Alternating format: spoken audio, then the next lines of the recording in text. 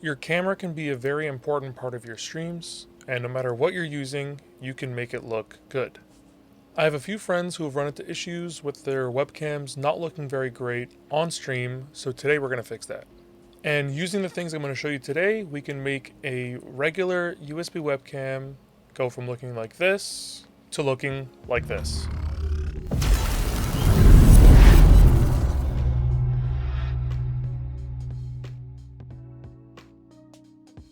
Hey, what's up everybody, Caddac here, and today we're going to go over how to properly set up your camera, whether it's a DSLR, a mirrorless, a USB, or even your phone, to look as good as possible using a few different tips. If you end up finding anything in this video helpful, I'd really appreciate it if you'd like to subscribe, and let's just hop right into it. So first thing, really quickly going over the different types of cameras. And right now you are seeing my mirrorless camera. I use a Sony a6400. It's a really great camera. I really enjoy it. I get a lot of use out of it, but a lot of people don't have the money for using a mirrorless camera, or it just doesn't make sense for them for their use case. Using something like a Logitech C920, which is still the old tried and true USB webcam, the C922, which is very similarly related, or even using your phone, which I've shown in some other videos, you can really make your stream pop without having to spend all the money on something like a DSLR or mirrorless.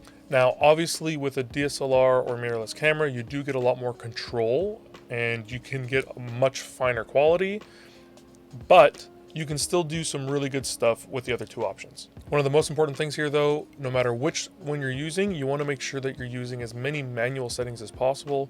You don't want it to be using any automatic stuff because that makes it a lot more difficult to keep your image consistent. If you're using a DSLR or a mirrorless, a lot of those cameras have the ability to set a custom white balance. All you have to do is hold up a white image or something white, so I usually use this Post-it pad, to the camera and it'll set the white balance for you, which is great. Also want to make sure that you're using the manual mode on the camera. Again, to avoid any kind of automatic stuff going on, you want to make sure that you set your ISO as low as possible. You want to try to set your aperture to the lowest f-stop possible. And you want to set your shutter speed to be double of the frame rate that you're recording. Usually, if you're going to be recording at 30 frames per second, set it to 60, or if you're going to be recording at 60, set it to 120. So if you're using a USB webcam, you can do a lot of the control actually through OBS, which is awesome. So if you go ahead and add your source here, we're going to call this C920. And again, you want to try to do as many manual things as possible. So we're going to do a custom, so 1920 by 1080 and 30 frames per second, which is the good point for this webcam. And then the nice thing with OBS is you can actually configure the video. So when you do that, you're going to get this little properties tab. And it is really important to turn off as many of the auto things as possible, as I mentioned. So we're going to turn off the auto white balance and we're going to turn off the auto exposure. So the important thing with the auto white balance with a USB webcam is what I typically would do is I'll turn it on to auto, let it adjust, and then turn it off so that it sets up the white balance nicely. And then with your exposure, kind of see where the exposure sits nicely. So for me, -6 is good. If I go to -7, it's a little too dark. If I'm at -5, it's a little too bright and it's blown out a little bit. So 6 seems to be a really good spot. Also, if low light compensation is on, turn that off. It makes a big difference. It'll make the image a little more grainy, so make sure to disable that. You're going to hear this a lot from a lot of different people, but lighting is one of the most important aspects of setting up video. Lighting can make the world of a difference, and I have changed my lighting many times recently, and even within the last few weeks, I've added 2 new lights that have significantly changed the way my videos look. Now, there are very common 1, 2, and 3-point lighting setups. If you're on a budget, a lot of people are only really going to be able to afford single-point lighting. So with a 1 light setup, it's really difficult to completely fill your face with light. You usually get a lot of shadows. This can be really good for the kind of moody lighting, but it is very difficult to make this look nice all the time, and for streaming, you really want to have as much of your face lit as possible. Now, I have a very large singular light lighting my face, so the light is diffused nicely, but if you have a much smaller light, what you can do is aim that light at a wall, and that bouncing back of the light will diffuse it a lot and soften it so that it's not as harsh on your face. So in a 2-point light setup, you're going to have your key light, and then you're also going to have a fill light. And when you notice this fill light, it's not as bright as my key light, but it is filling in those shadows on the side of my face. It really fills in the image. It's not as moody looking, but my face is well lit. I still do have shadows that create some definition, but this image looks a lot better. You're able to see me a lot better, and overall it's a much nicer looking image. You can pick up a lot of really good inexpensive lights in pairs so that you can do a key light and a fill light. I'll leave some links in the video description below for these. This is what I had done for a really long time. I actually used the light that's right now as my fill light as my key light, and then I used an old ring light for my old USB webcam as my fill light, and I actually used another light as a fill light as well that was kind of bouncing off of an image just to kind of fill out the side of my face without being too harsh. But really it was a 2-point light setup. Now, if you really want to kick things up a notch, which I have done recently for my YouTube videos and my stream, is adding a kicker light or a rim light. And that is adding a third light, usually behind you, that kind of lights up the edge of your body, and that kind of highlights you a little bit and separates you from the background nicely. Sometimes these are also placed above you, and that's usually considered a hair light. I don't have any hair, so I don't do that. As you can see, having this 3-point light setup, I look a lot better. I'm very nicely separated from my background. My face is well lit, and no matter which way I look, everything looks very consistent and it looks professional.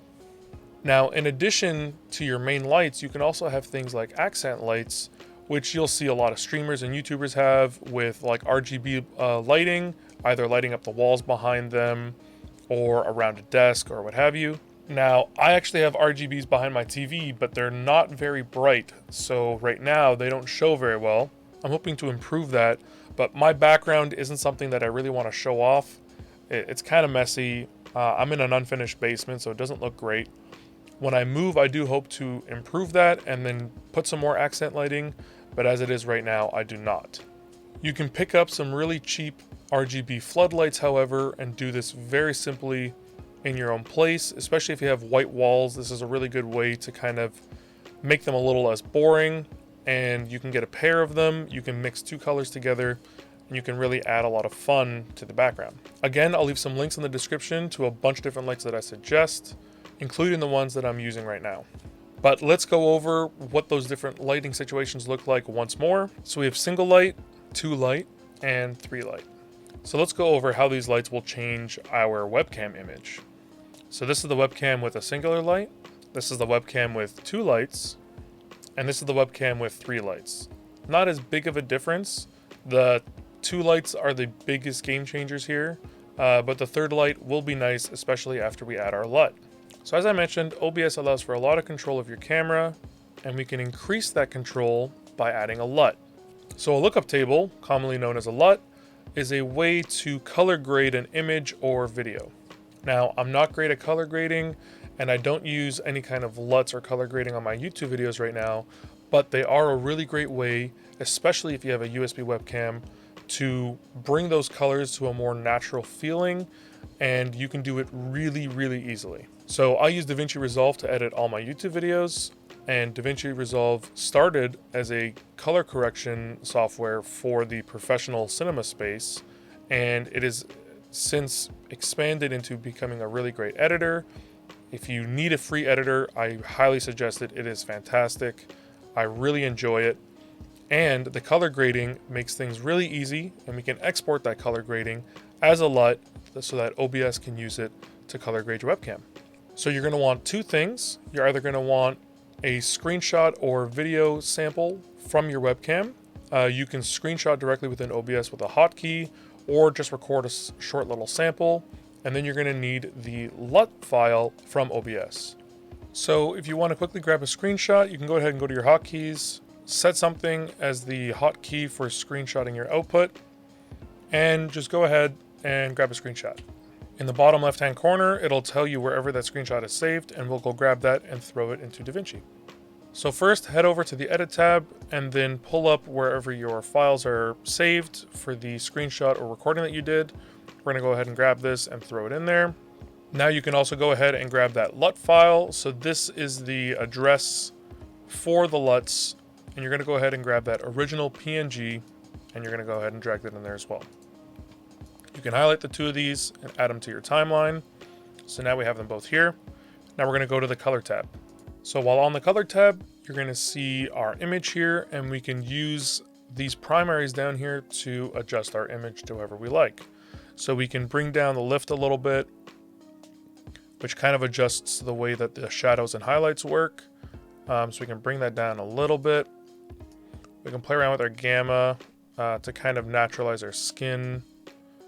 So we'll bring that down just a little. Again, with our skin color, we're going to go ahead and play around with the saturation a little bit and naturalize our skin tone. And I think that looks pretty good. Let's take a look at our gain. Maybe brighten that up just a little. And honestly, I think that looks pretty great. So you can take a look at what the image looks like before the LUT and after. So if you click this image, right? So you can see it was very washed out and very plain colored looking. And then once we added the LUT, it really added a lot more color to my skin. And overall, I think it looks like a better image.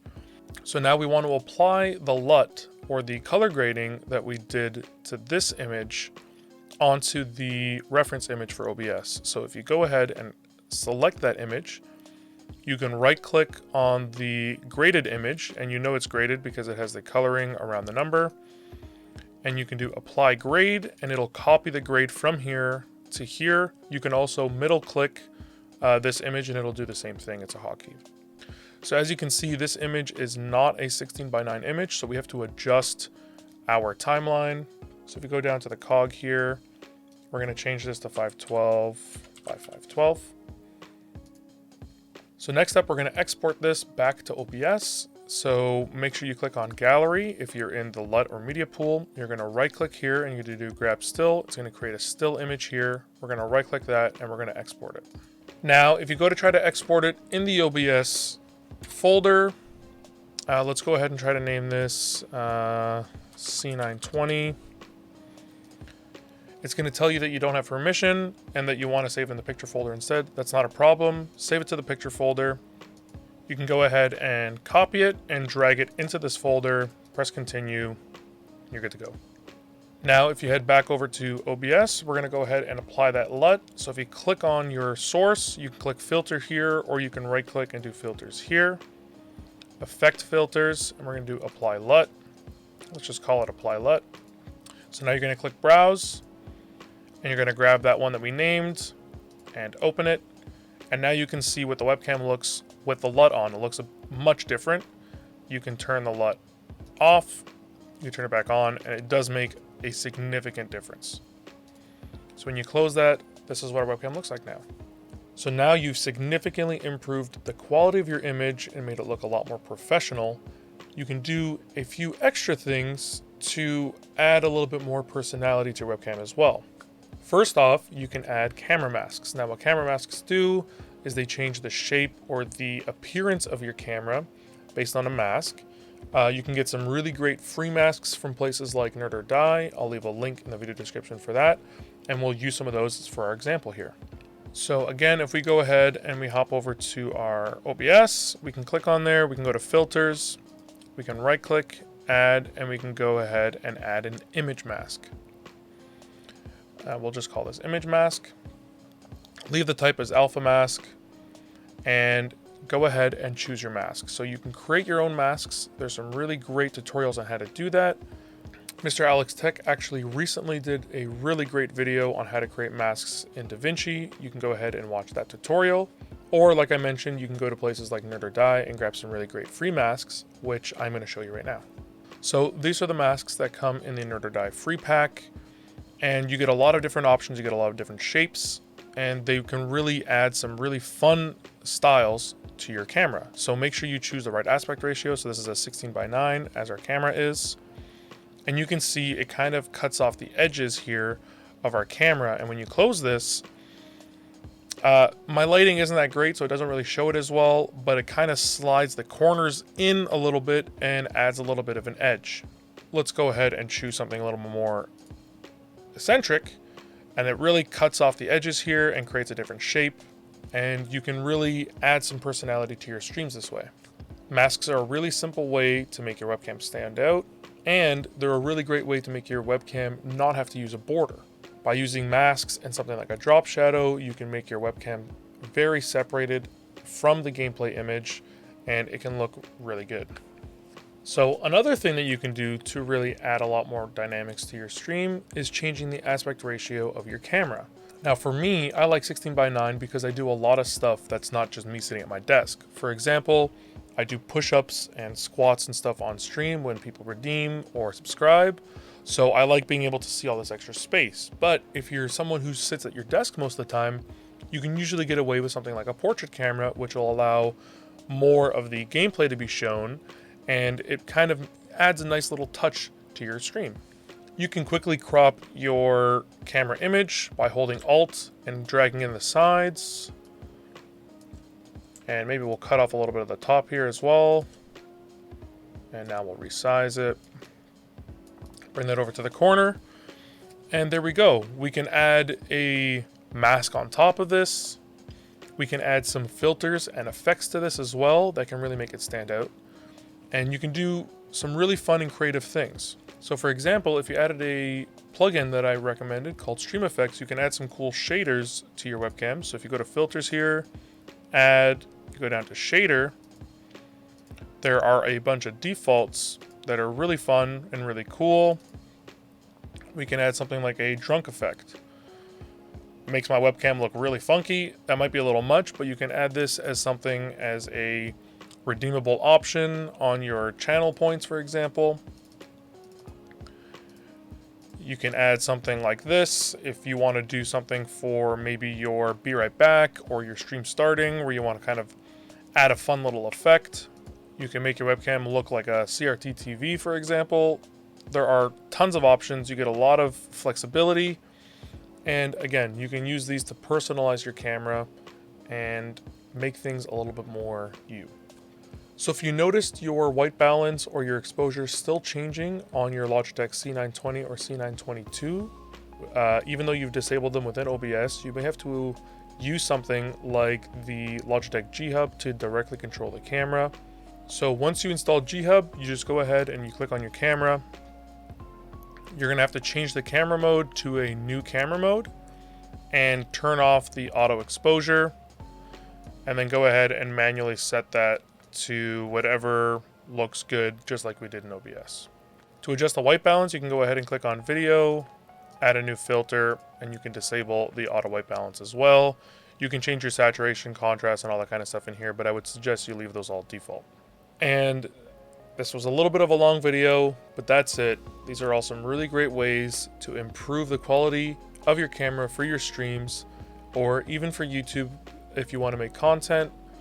And these are really great ways to make your camera look much more professional and a lot more clear.